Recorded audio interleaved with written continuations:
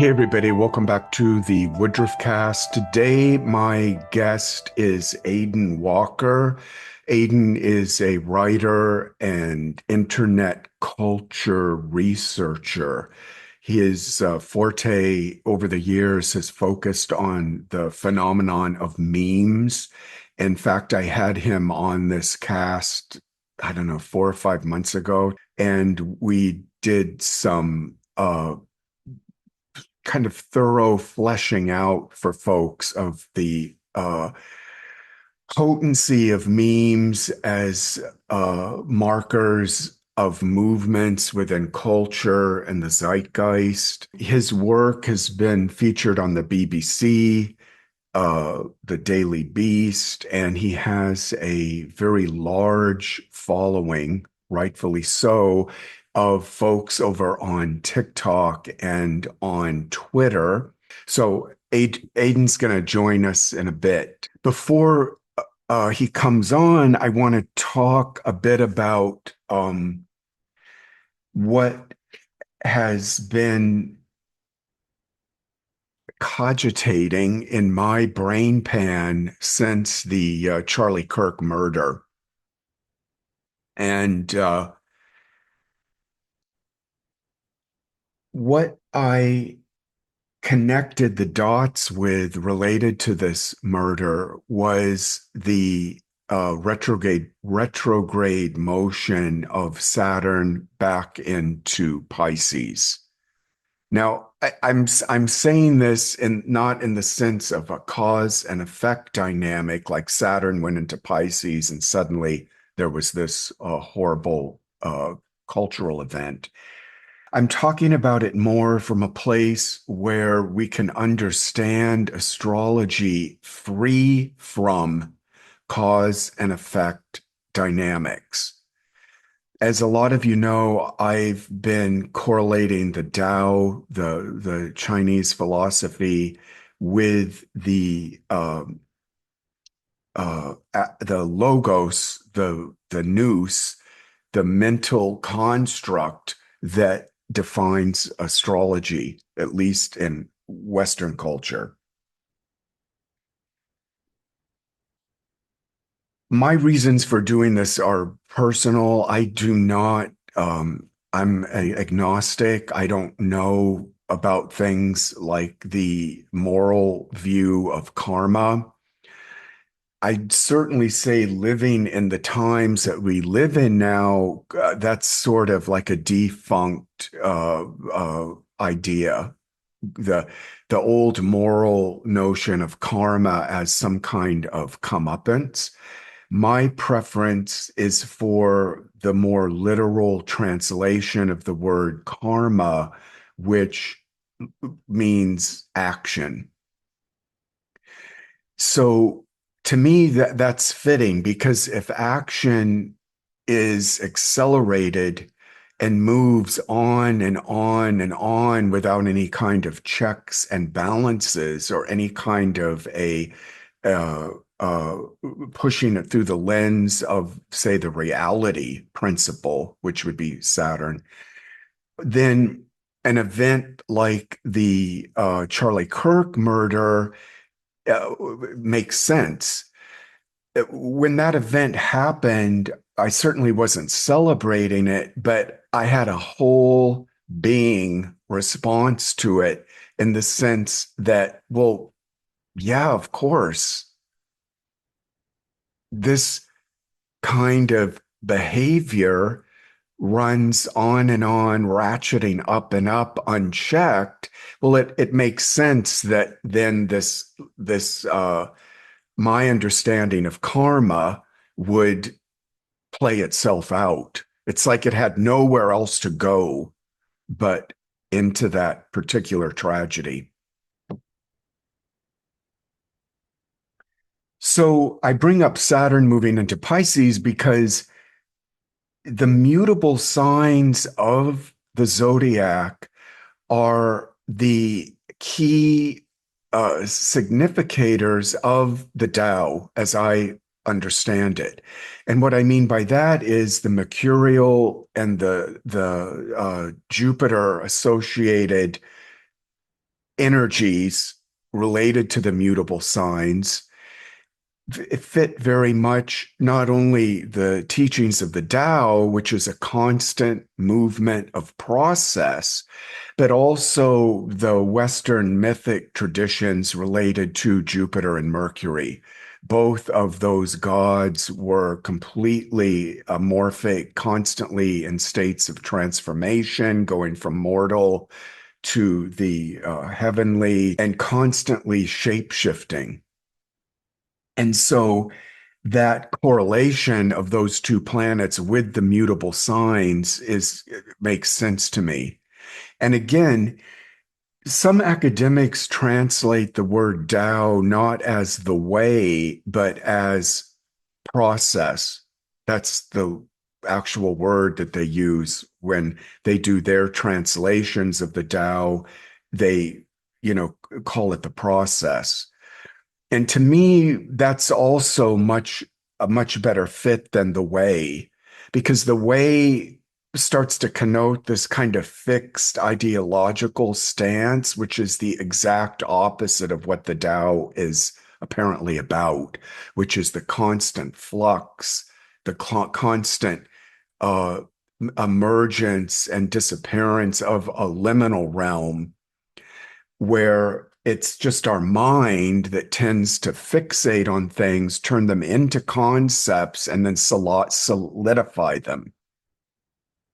So, from basic astrology that kind of concretizing and solidification relates to Saturn.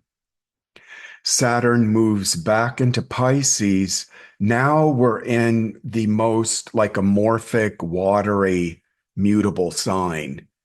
Okay, so the reason I wanted to bring Aiden on today is because I've watched a couple of his recent videos that he had posted, as well as listening to all of the hyperbole related to the murder of Kirk.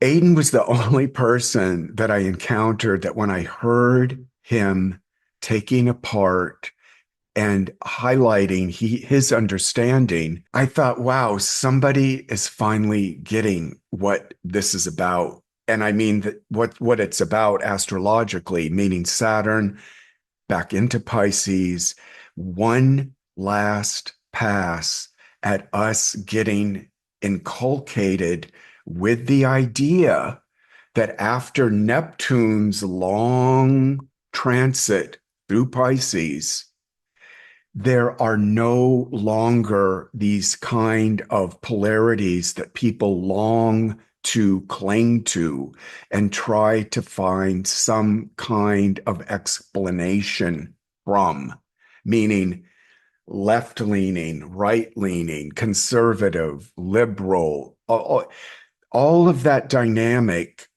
is no longer existent in the US now. The US is no longer a serious country. There are no longer serious people that are in charge of things. As I tell friends all the time, we as Americans are living in the equivalent of an open air asylum. So the Neptune and Pisces transit for the 15 or so years that marked that time out that we've just exited from, that had that dissolving, amorphic making effect, you could say, on one of the most tenuous forms of polarity, the sign Pisces. I mean, you've got a mutable sign, which is already a shape-shifting expression of the zodiac. But then you have it in a water sign, which, if you were to take one element and ascribe it to the Tao, it would be water. And water appears constantly in the teachings of the Tao, and it's the perfect element to do so. So the Pisces transit of Neptune did this heavy, heavy dissolving of the polarities. And, in this country, it shows up with the right, the left, and all the mania that goes ping pongs back and forth between those. Then came Saturn, and that's where it's like, okay, adult is in the room, teacher's in the room. Now it's time to inculcate this Neptune transit into your bones. Really get what it's about. And the way the United States culture and political realm is now is that we no longer have the old signposts, the old goalposts, the old demarcations that this country, for the last 250 years found a way to define itself through this toggling and argument back and forth from these two points of view. Those are gone. The Kirk is a murder. It brought all of this into high detail. As Aiden said about it, it was the equivalent of like a shit post that would be put out on the internet. And of course, the right's trying to grab hold of this now that the guy had a trans boyfriend and that was a trans ideology that infected him. And then the left is saying, no, he was a Magite, the Mormon family, Christian, that just all of that back and forth. And the reason there's such a fervor to pin this on to one of these polarities is because people are unhinged. Clients are asking me this all the time, how to orient to things now. Uh, and it's not just America. I mean, look at the United Kingdom the other day, the protests and the craziness there with the far right and fucking Elon Musk calling in, looking like, that screen projection from the film 1984, where Big Brother's on there, bellowing out at this inane shit to people. Um, so it's just not the US that's an open air nut house. It's actually the entire globe is in some kind of a psychotic break. And I don't say that as like an Armageddonite or something because I'm an old boomer and, my time is up here, which you see this with all, from the beginning of time, people, when they get into their 70s, 80s, or whatever, suddenly they're living through the end of days because, they're on their way out. So, of course, the whole fucking world has to go with them. That's all I want to set this talk we're going to do now. I'm going to do now with Aiden, and I think he'll be able to elaborate things better through the what's going on through the cultural, zeitgeist and the political. What I see as a disintegration and a loss of center of what heretofore have been these hardcore, right and left ideologies. Honey, we are somewhere else now, somewhere deep into crazy town. Anyway, here's Aidan Walker. I wish I just poured a glass of wine, so it's probably beyond your cocktail hour, but If pour I had my whiskey up here, I would have gone for it. But what what caught my attention when I saw your two of your TikTok posts was the distinction you were making about this being the equivalent of like a shit post on the internet, this murder.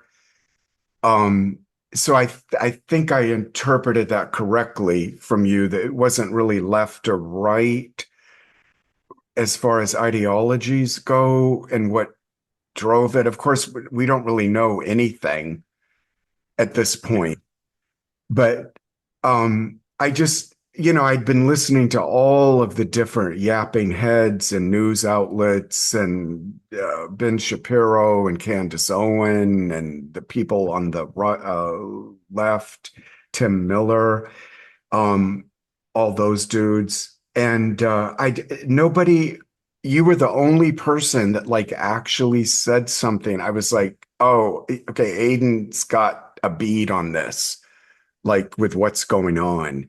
Because my intuitive vibes or whatever, when it all went down, it was like, this is, well, like a shit post. It's too chaotic.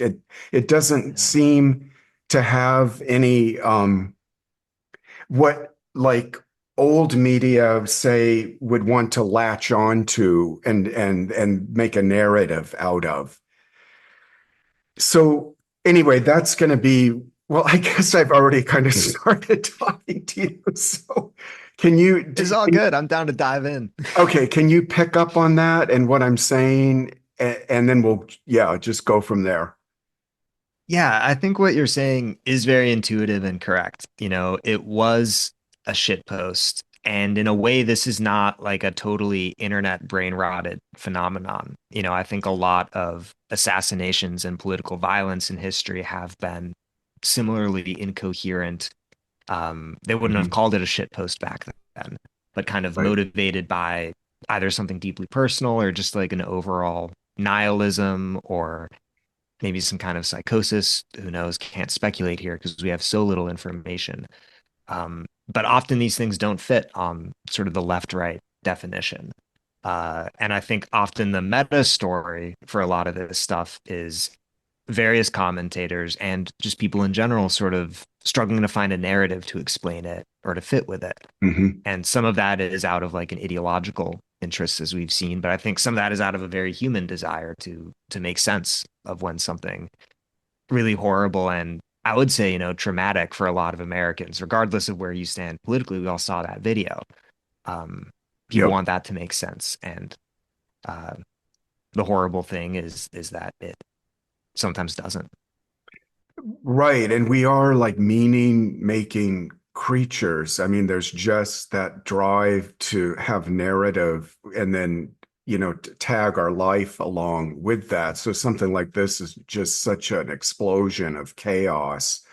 As I was saying in the intro to bringing you on, I think people are doubly traumatized by this event because I'll just say, like, when it happened, I felt such a like valve release being, I'm kind of politically agnostic and I guess independent, but I'm certainly don't lean right. But there's just been so much frustration with the continual MAGA movement and the momentum and everything there. And this, I mean, it's a hideous, horrendous event. I don't need to qualify it, but it just seemed like this release valve that came out and or opened up rather. And as I was saying in the intro to bringing you on, karma, like the real definition of karma, if you translate the word, it just literally means action. Mhm. And there's no moral real equivalence to it. The way it gets put together as comeuppance nowadays when people kind of in the new age circles use the word karma.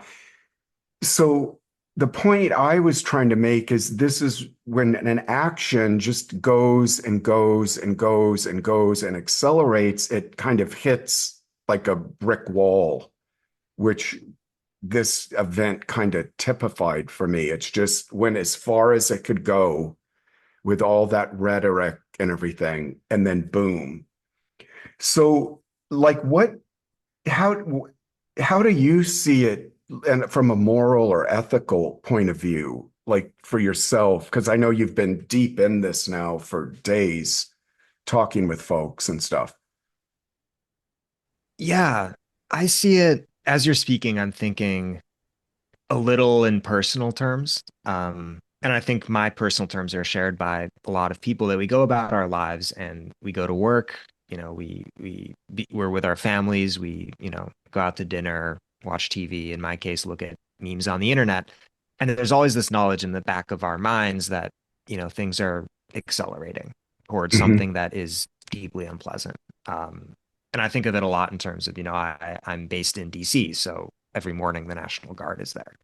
And there's just this overall kind of sense of tension and volatility and momentum going somewhere. And every time you talk about politics with anyone, there's that moment of like, yeah, things look pretty bad, but there's sort of this kind of suspension that I think a lot of us live in, that we have to live in as we're going about during the day. And then something like this happens and you realize, oh, yes, that wall has been hit. Like it is, something has occurred.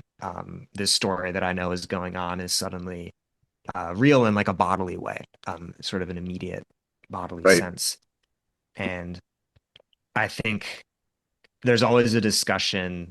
I think of you discussing karma, and I almost think, because I went to school for history, my master's stuff, like this debate of like structural forces, that you set up a society or you set up a situation in a certain way where the incentives align so that more violence happens or more exploitation happens, or you have something like capitalism or like social media thinking hella broadly.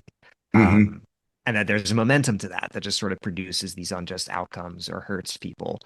And that, there is something structural going on here. We've gotten more and more extreme. There's been more and more violence over the last few years.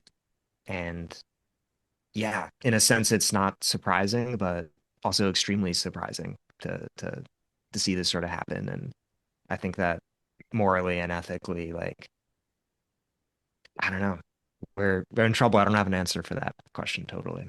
I want to swing back to mentioning shit posting and when you first did your commentaries that I saw on TikTok and you kind of opened up your inquiry into what this whole like side of the web that like boomers and don't really get, like you could hear the Utah governor. It was like this dark Yeah. cavernous part of the web that's pulling the youth in like it was something beneath this toilet or something that. Yeah. But I know you are familiar with, I mean, you're a Gen Zer, right? So you're Yes. Yeah. you're familiar with this terrain. I mean, your generation was like came out of the womb and was like given iPads like to Yeah. entertain themselves, right?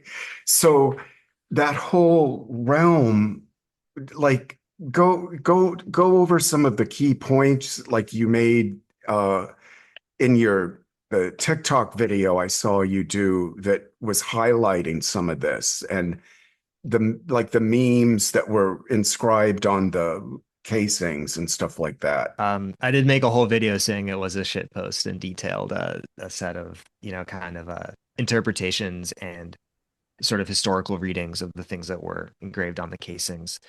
And that for me, it's not just that I'm, a Gen Z, it's that I was at Know Your Meme for a while and I, study and write about internet culture.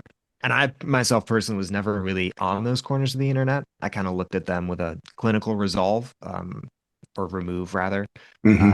And I sort of saw them trickle out into popular culture. A lot of the internet slang, like, pilled or maxing or, anon or lulz or so on and so forth, sort of come from those spaces.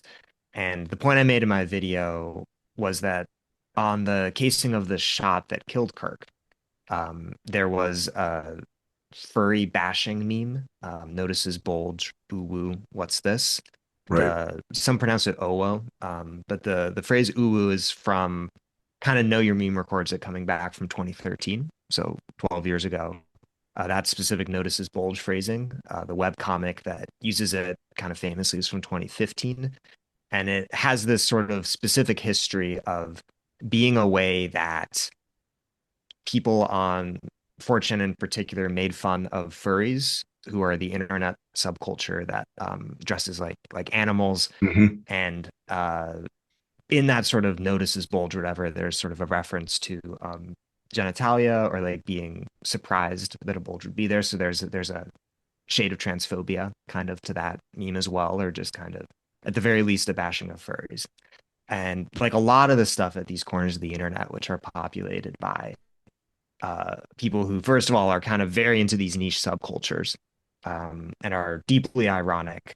That sort of furry bashing post has, of course, to my understanding, also been ironically adopted by furries and then re-ironically adopted by the people who want to demean furries. And so it has this sort of long lore and history, Mm, which, as I stressed in my video, a decade.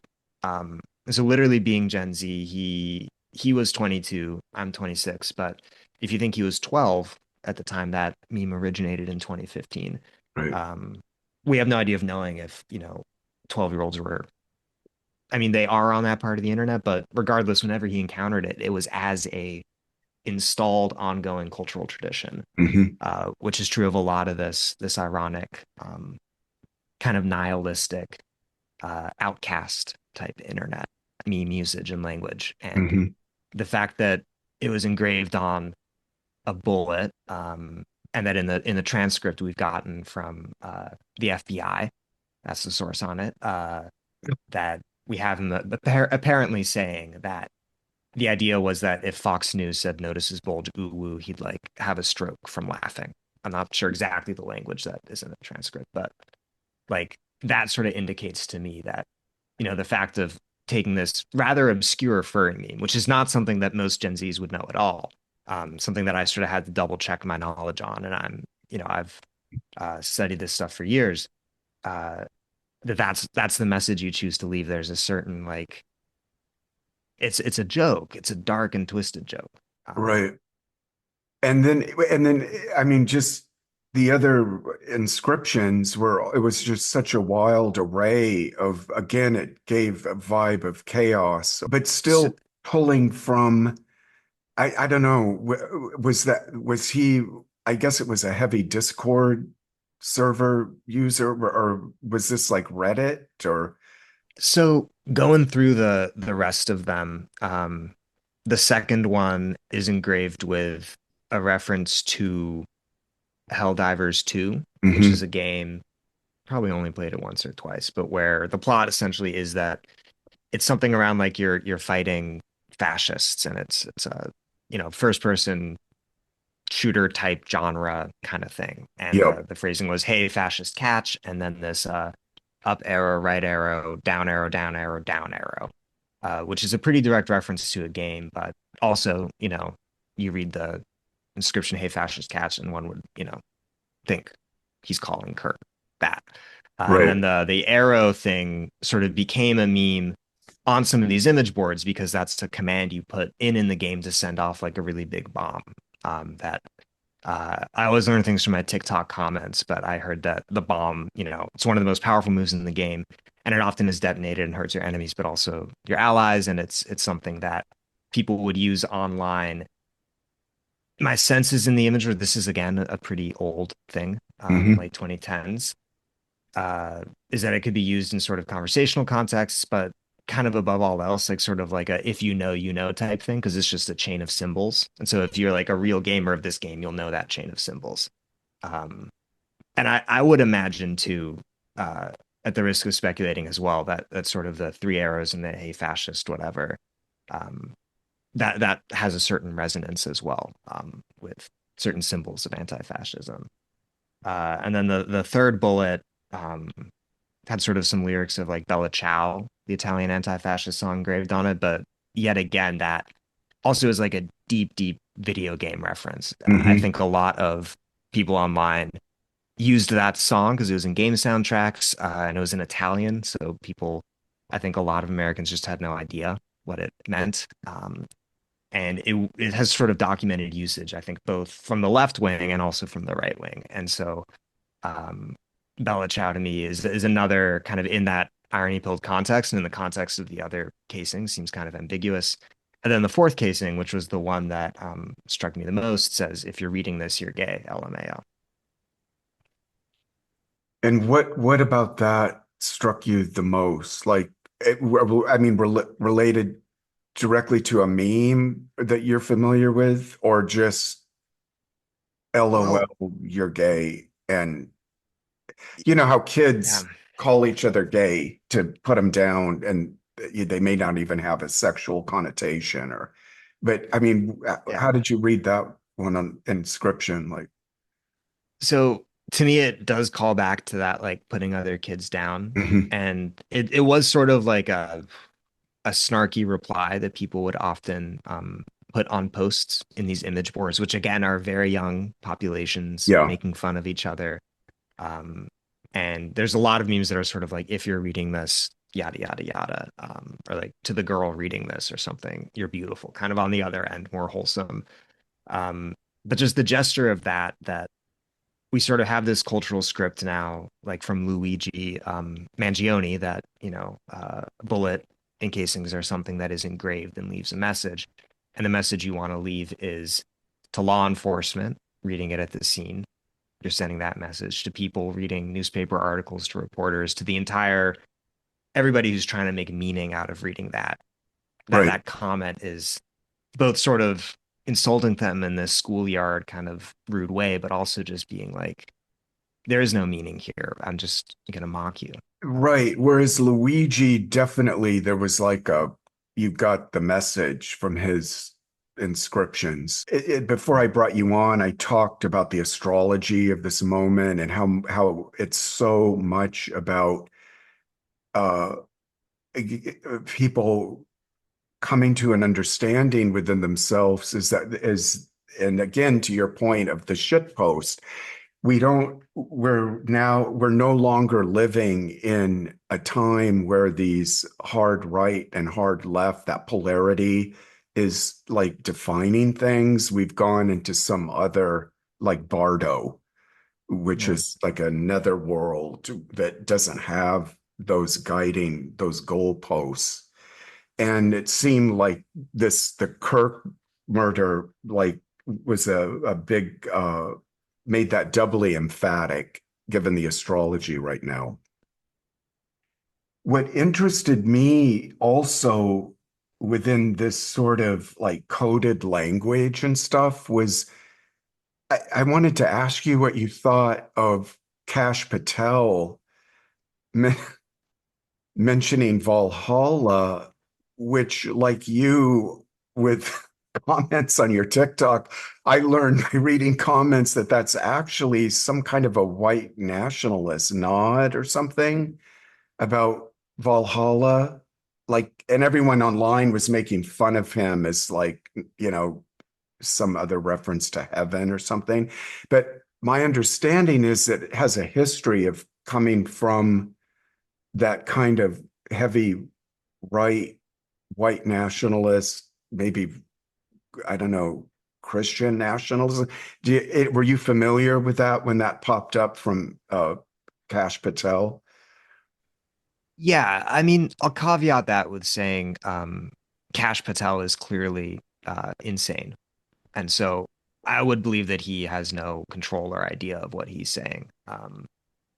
That's But sort of wouldn't my that be belief. I'm not a something from, psychologist or wouldn't anything, that be but something from like, say, I yeah, mean, Norse, I'm embarrassed to yeah. admit that I just found out yesterday that his only qualifications for being head of the FBI is that he had a podcast. Yeah, this is the man we're talking about. So I don't want to overread him, is what I'm saying. Well, But okay. Valhalla, yeah, we have a podcaster running this entire. You would be a better FBI director, honestly. Um, but Okay, yeah, Valhalla, yeah, is like the Norse mythological yeah, heaven.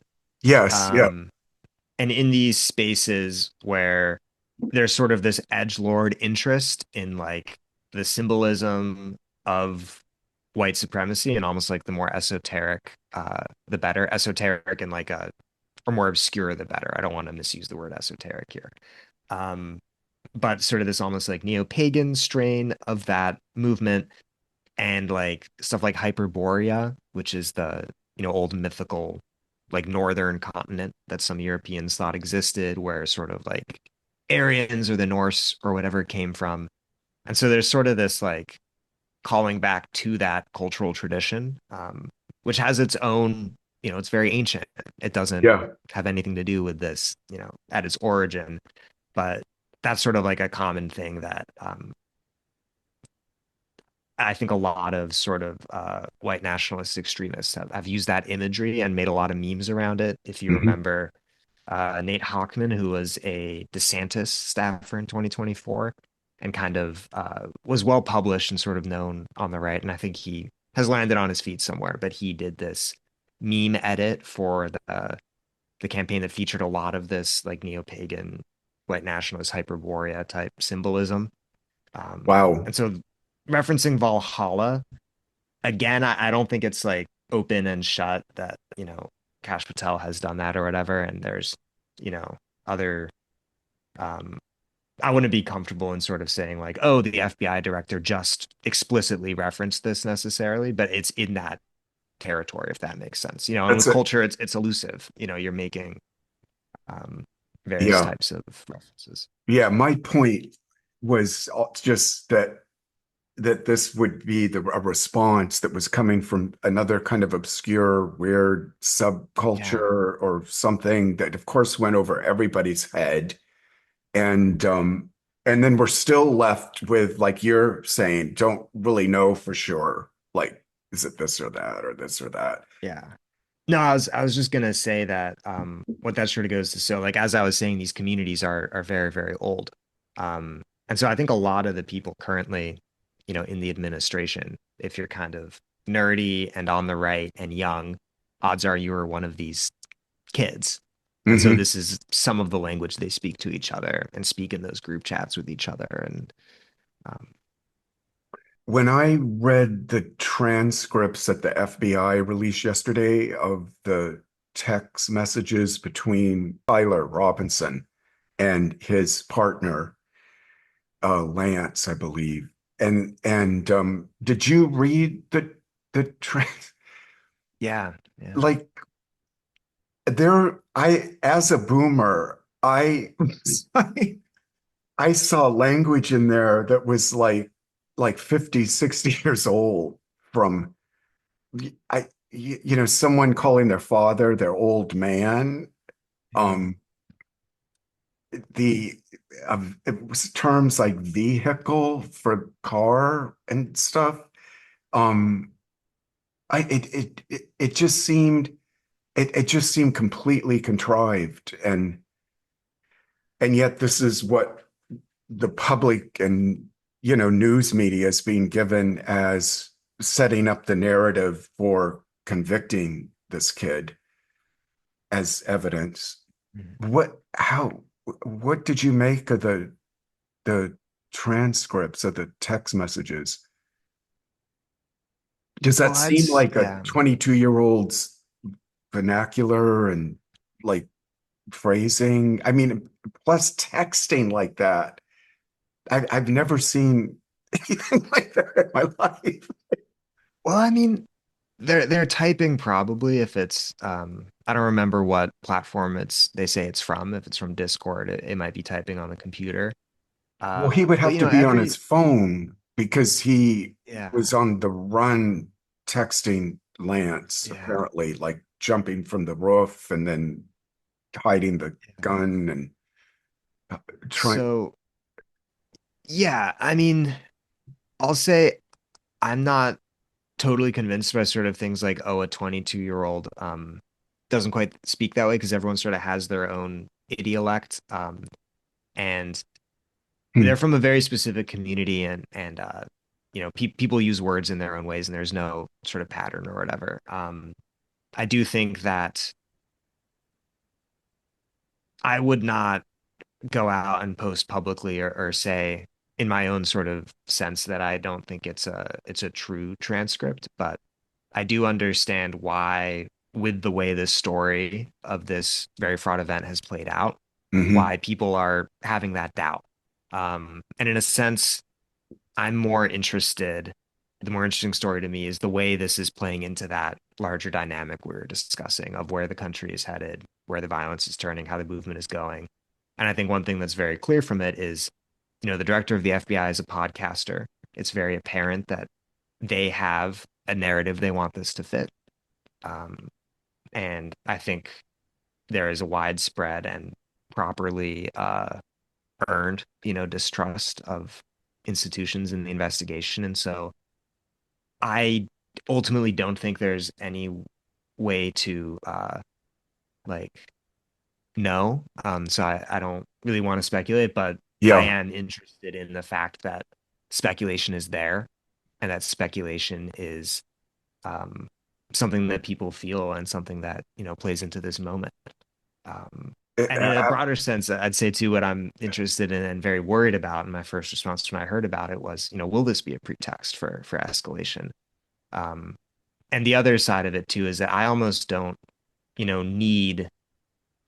I feel like the truth is disturbing enough, or the things that we're sure of are disturbing enough in terms of the response by the administration and by, elected leaders, um, that I'm not, uh, needing to get into the details necessarily. Like, I don't know if that makes sense. Yeah, it does. And I think it's a well-rounded answer to the question. Uh, I mean, my knee-jerk reaction was this is bullshit. Like somebody like sat down, and compiled this. I mean, but like you say, and it's just another example of this amorphic, can't get anything specific, pin anything, everybody in conspiracy theories. I mean, the I mean, madness, go ahead. yeah, the telling thing is it was a knee jerk, and you're a rational, well-informed person, and a lot of people are also saying that.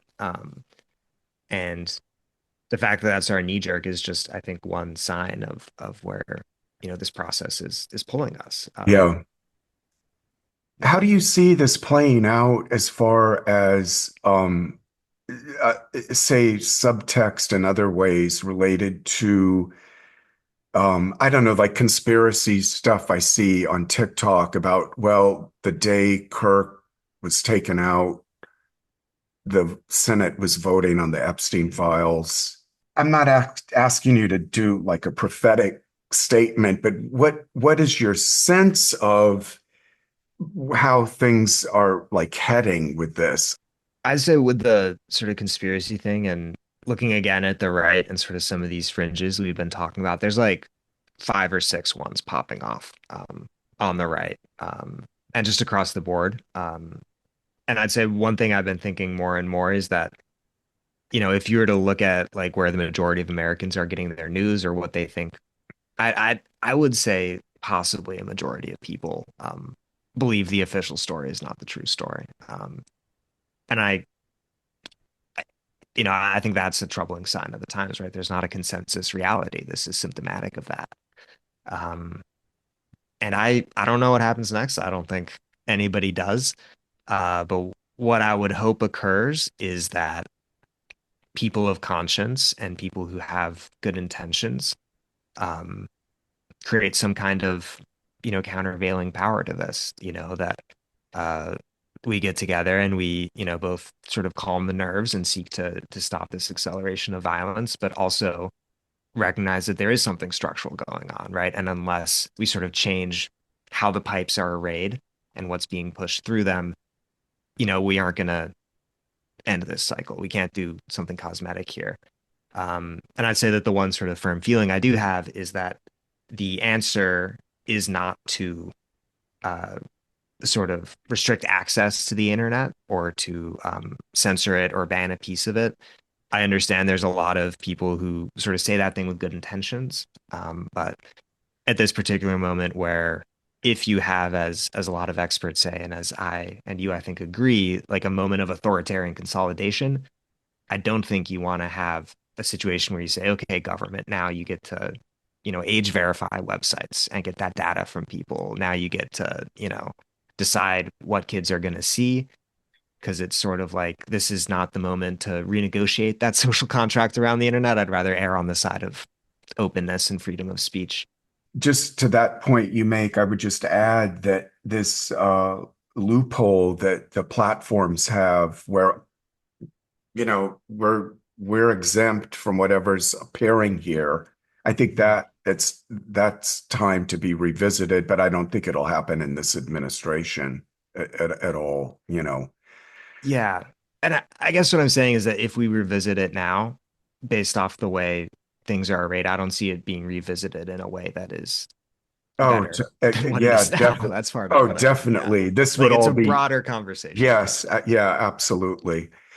Well, Aiden, Yeah. thanks so much for coming on today. I think some of your insights are like spot on, and I appreciate that you have such a kind of open-ended way of holding all of this without, grabbing onto a stance. And this is what I'm always refreshed by when I see the posts you do, like on X or TikTok, is that you give such a thorough like breakdown of things, and yet at the same time, I don't get a heavy-handed push from you in any one direction. It sort of lets the listener take in the info, which is like a lot, because I mean you deliver like a shitload of research and insights into things.